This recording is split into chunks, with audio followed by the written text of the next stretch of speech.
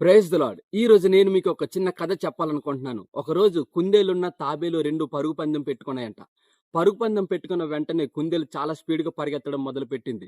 అయితే కొంత దూరం వెళ్ళాక వెనక్కి తిరిగి చూసేసరికి తాబేలు ఇంకా రావడం లేదు.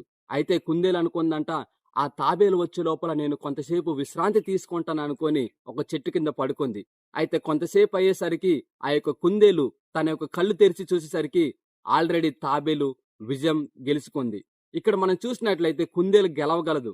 కానీ తన యొక్క నిర్లక్ష్యము ఓటమికి దారితీసింది. నేనెందుకు ఈ యొక్క కథ చెప్పి ఉన్నానంటే, క్రైస్తవులమైన మన కోసం ఒక జీవ కిరీటం అనేది ఏర్పాటు చేయబడింది.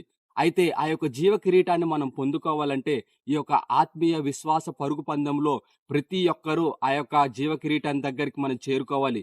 కానీ మనం కొన్నిసార్లు మనము మన యొక్క నిర్లక్ష్యం వలన విశ్రాంతి తీసుకుంటూ ఉంటాం. దేవుణ్ణి పక్కన పెట్టేస్తూ ఉంటాం. దేవుని యొక్క వాక్యంలో అపోస్తలుడైన పౌలు గారు 2 తిమోతికి 4వ అధ్యాయము 7వ వచనంలో ఈ విధంగా అంటాడు కదా, నేను మంచి పోరాటము పోరాడి తిని, నా పరుగు తుదముట్టించి తిని, విశ్వాసము కాపాడుకుంటుని, ఇక మీదట నా కొరకు జీవ కిరీటం ఉన్నదని పౌలు చెప్తూ ఉంటాడు.